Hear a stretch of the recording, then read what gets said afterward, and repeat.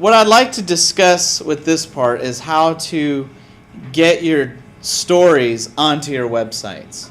Now, you could just copy your story from any source, like Microsoft Word, for example, and just paste it onto your web page. That's the easy way. But I'm showing you a way that's a little more complicated because it has certain advantages. I'm going to teach you how to embed a living document onto your website. So that way, when you update the document, your website is automatically updated. And that's going to be really useful if you guys ever develop a website that involves a team of people. You can have somebody just update their side of the world, you know. Like if you want to be a DJ, you can just have your buddy fill out the spreadsheet that shows where the appointments are, and your website automatically gets updated. Your buddy doesn't have to know anything about websites. You're the expert. So once you embed it, then you can have more collaboration. The other advantage is it allows you to edit your stories up to the very second that I go to grade them. Okay? Hopefully I'm not reading on page 8 and I still see you typing sentences. It's kind of freaky, like your story's kind of growing as I read. It's like, if you can type faster than I can read, I guess you can go for it. But hopefully they're done ahead of time. But anyway, you are allowed that flexibility. So, to get it on here, I'm going to, of course, log in, get to my website. And the first thing, before I can add to my site, I need to have it ready. I need to prepare my document. So I'm going to go to Documents, simply click on Documents. And I'm going to create a new document. Now, if you created this in Word on your computer, you can instead upload your Word file and it'll convert it into Google Docs. But you can just create it from scratch here. Click on Document. Now the first thing that happens is it's untitled. And one of my pet peeves is to read 50 untitled documents. It's really easy to get lost. So you want to put the title of your story in here. Okay, there's the title of my story. If you want, you could put an image there. So just click. You don't have to, but some writers like to have a picture because it helps them to, get their writing to flow. So you can upload an image or just take a snapshot if you want.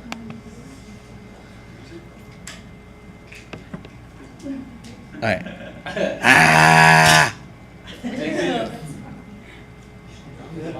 Your Facebook picture. So it's a little big right there. So you just got to resize it. Is this a horror story?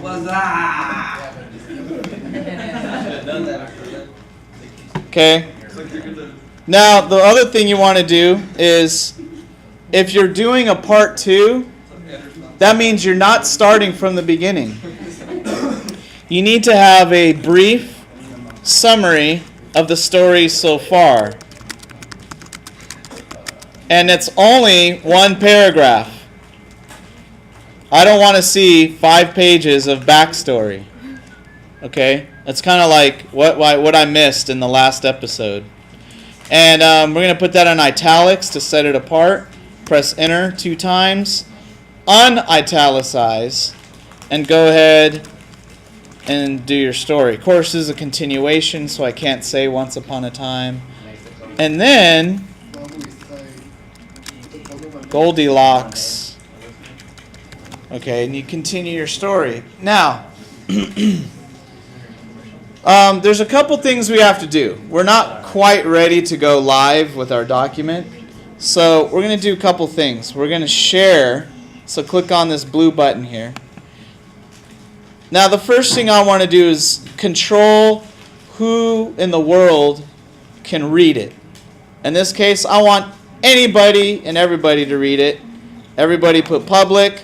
If you put anything less, you're just going to run into security problems. And, I'm like, I can't read it because it's locked down. You don't want those problems. So just say public. Okay. Say save. Then I want to add some owners. So the first thing I'm going to add Mr. Wood at patriothighschool.com. then that makes sure that Mr. Wood can get to it. But you're going to add someone else. You're going to add your personal email. Raise your hand if you have an email outside of patriothighschool.com. All right, so most of you. If you don't, I highly advise you get yourself a free Gmail account and do that. So, I'm going to send this to my personal Gmail account. Now, the reason why I'm doing that is because I'm going to click Share and Save. The reason why I'm doing that is because over time, your Patriot High School accounts will be deleted. And so you want to have your story and all the great things you've done, you want to have it there. So you want to transfer it to your personal account. And how you do that is you just simply share it with yourself. But then, look at this. I'm going to drop down this menu, and I can now change ownership. So you don't have to do this till the end of the year. But near the end of the year, take a moment, change it to owner. And now my personal email is the owner of this document. So when Patriot High School account gets destroyed, your story stays intact. It's actually just simply transferred over to your other one. It works best if you have a Gmail account. Okay? I know you might have Yahoo and other stuff. I highly suggest get yourself a Gmail account, everybody. That'll probably be the best thing you ever did for yourself, besides combing your hair. Okay, so I'm going to make Alex Trebek the owner again, so we don't have any confusion. Save the changes. Okay, we're done with that. Is our document prepared? Looks like it. It's public. We've shared it. We've done the title. Okay, we're ready to start writing our story. Now, I could write this in Word and copy and paste it into Google Docs. If you're more comfortable with Word, that's fine. In fact, Word probably has better spelling and grammar checkers, so I highly recommend just go ahead and use Microsoft Word. Although Google Docs has been improving their grammar and spelling over time, so you might be okay with that for a while. So, let me show you now how to get it onto your website. So we went back to the part 2. Now I want to focus your attention here on the read it section of your website. You notice there's part 1 and part 2. Now, 90% of you I had since first semester. 90% of you have a part 1.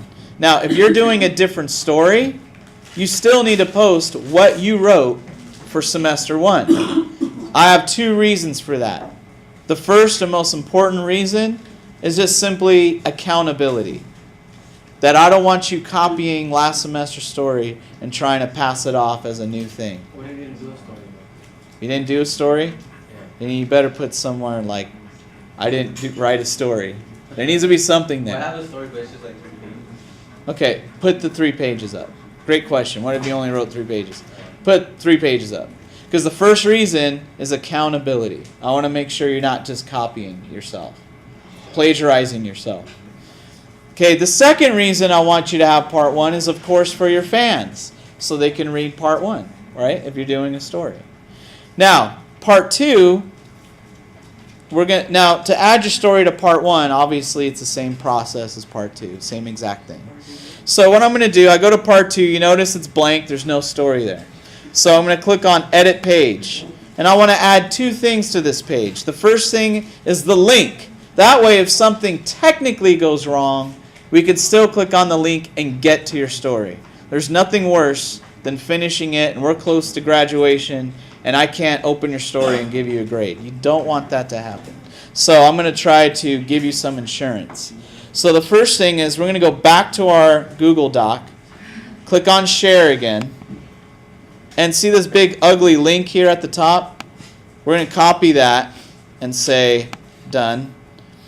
We're going to go ahead and paste that, Control V, onto your page. I then double click it and click the link button, and that automatically creates a hyperlink.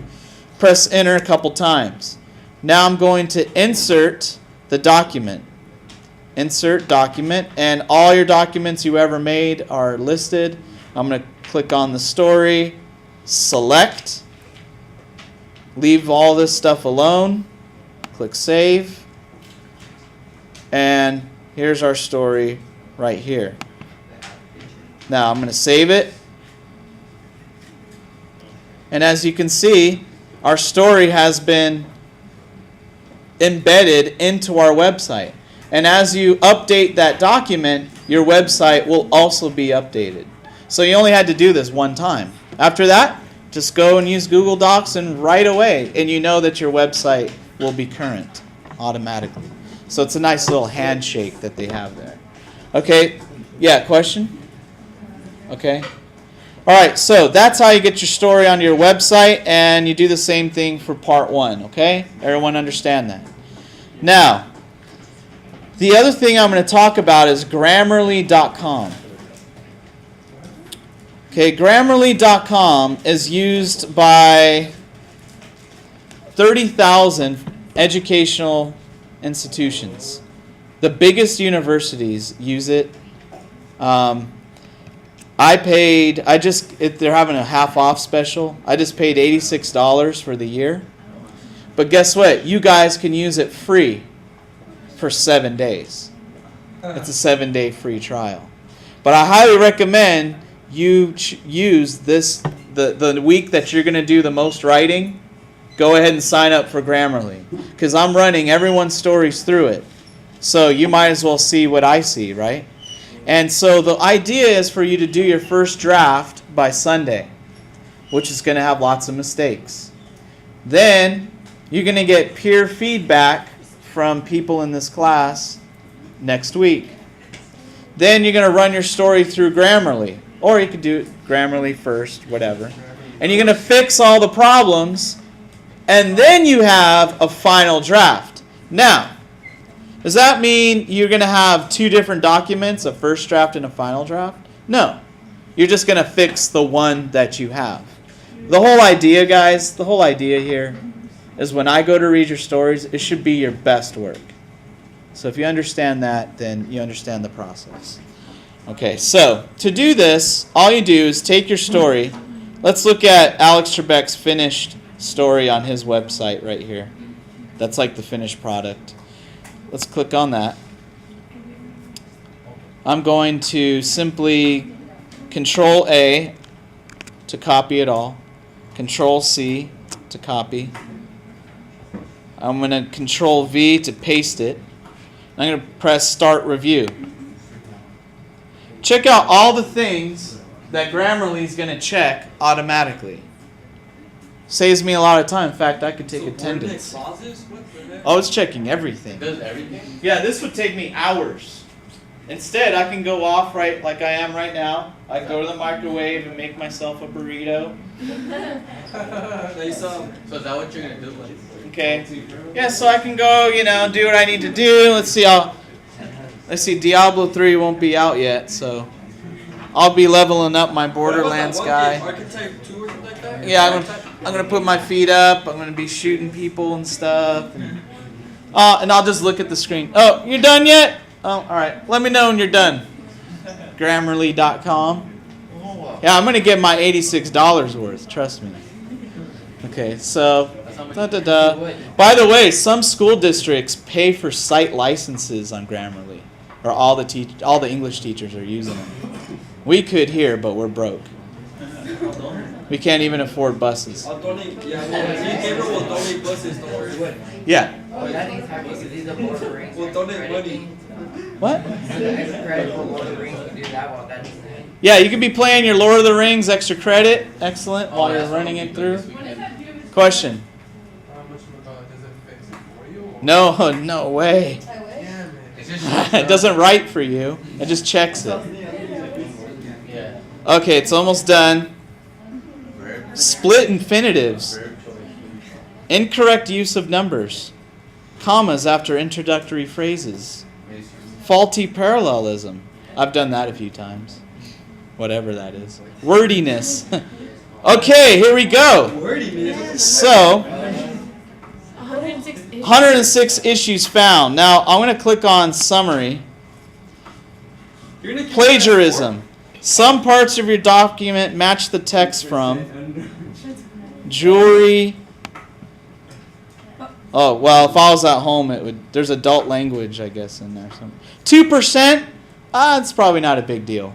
When I ran this before, it was actually, you get a green check mark. That means this text is completely original. That's what you want. That's the stamp of approval. What if it's close? If I find plagiarism is real easy to find. In fact, it finds plagiarism that probably isn't even plagiarism. Like 2%, that means it found some sentence on some distant website somewhere that has the same sentence as I got. I mean, this thing's detailed. So you guys want to copy and paste some story from Google Books? It'll catch you real quick.